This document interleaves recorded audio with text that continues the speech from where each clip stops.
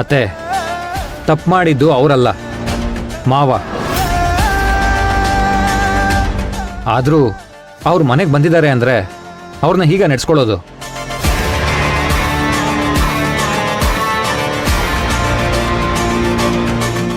ಇಲ್ಲಿ ತನಕ ನನ್ನ ಮಗಳು ಜಾನ್ವಿಗೆ ಕೆಲವು ವಿಷಯಗಳು ಗೊತ್ತಾಗಿರ್ಲಿಲ್ಲ. ಇವಾಗ ಗೊತ್ತಾಗಿದೆ.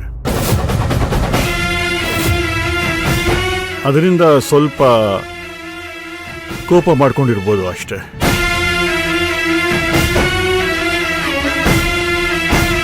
ಅವರಮ್ಮನ ಸಾವಿಗೆ ಕಾರಣ ಆದವ್ರ ಮೇಲೆ ಕೋಪ ಇದೆ. ಅವಳು ಯಾರು ಮಾಡಿದ್ದಾರೆ ಅಂತ ಗೊತ್ತಾದ ಮೇಲೆ ಈ ಥರ ರಿಯಾಕ್ಟ್ ಮಾಡೋದು ಸಹಜ ತಾನೆ?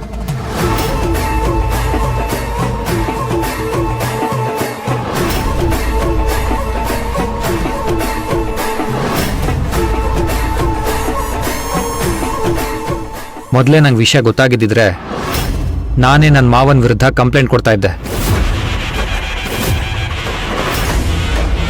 ಅಥವಾ ನಮ್ಮಮ್ಮಂಗೆ ಗೊತ್ತಾಗಿದ್ದಿದ್ರು ಅವ್ರು ಸುಮ್ಮನೆ ಇರ್ತಾ ಇರಲಿಲ್ಲ.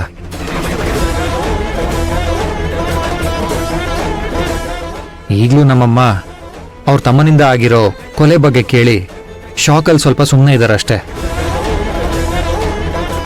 ಓಹೋ, ಹಾಗಾದ್ರೆ ನಿಮ್ ಮಾವ ಧರ್ಮೇಂದ್ರ ಭೈರವಿನ ಈ ಮನೆಗೆ ಸುಮ್ನೆ ಮದ್ವೆ ಮಾಡ್ಕೊಟ್ರಾ?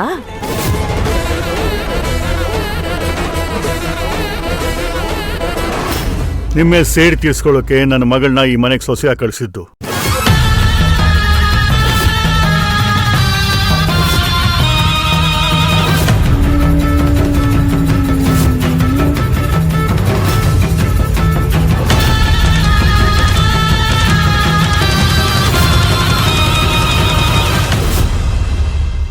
ಆದರೆ ನನ್ನ ಮಗಳು ಭೈರವಿನು ವಿರಾಟು ಸಂತೋಷವಾಗಿರೋದು ನೋಡಿ ನನ್ನ ಸೇಡ್ನೆಲ್ಲ ನಾನು ಮರ್ತುಬಿಟ್ಟೆ. ಇದನ್ನ ನಾವ್ ಹೇಗ್ ನಂಬೋದು? ಓಂಕಾರ್, ನಾನು ಕಲೆಕ್ಟ್ ಮಾಡಿರೋ ಎಲ್ಲ ಡಾಕ್ಯುಮೆಂಟ್ಸು ಇದರಲ್ಲಿದೆ.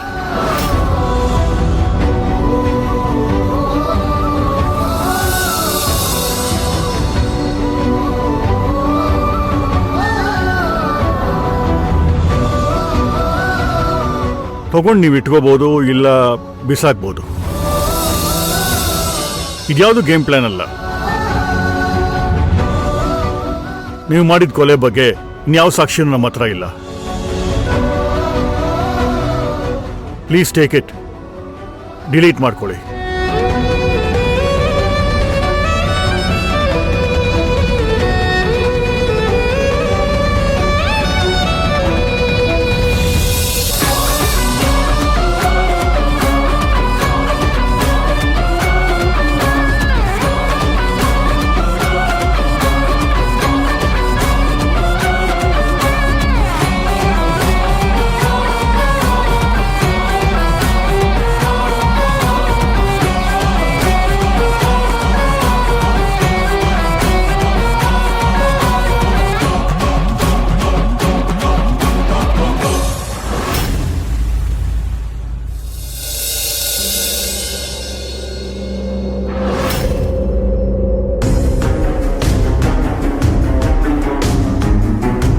ನೋಡಿ ವಸುಂಧರಾ ಅವರೇ, ಇದೆಲ್ಲ ನಾನು ಯಾಕೆ ಮಾಡ್ತಾ ಇದ್ದೀನಿ ಅಂತ ಅನಿಸ್ಬೋದು ನಿಮಗೆ.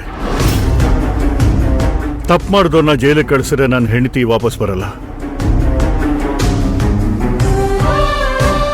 ನನ್ನ ಮಗಳ ಕಾಲ್ ಸರಿ ಹೋಗಲ್ಲ ಅಲ್ವಾ? ಹಾ, ಕರೆಕ್ಟು. ಹೋಗಿದ್ದೆಲ್ಲ ವಾಪಸ್ ಬರಲ್ಲ ಅಂದಮೇಲೆ ಇರೋದನ್ನ ಕಳ್ಕೊಳ್ಳೋದಲ್ಲಿ ಯಾವ ಅರ್ಥನೂ ಇಲ್ಲ.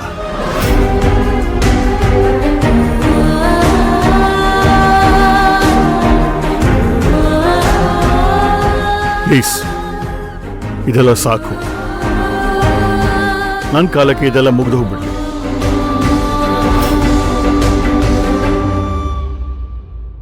ದ್ವೇಷದಿಂದ ಹೂ ಅರಳಲ್ಲ.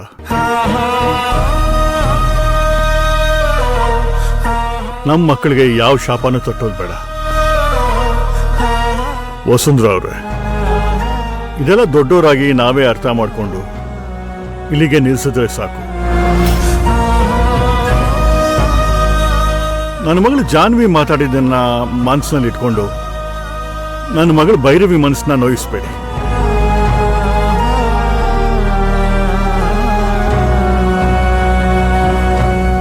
ವಸುಂಧರಾ ಅವರೇ, ಅವಳು ಯಾವತ್ತಿದ್ರೂ ಈ ಮನೆ ಸೊಸೆ.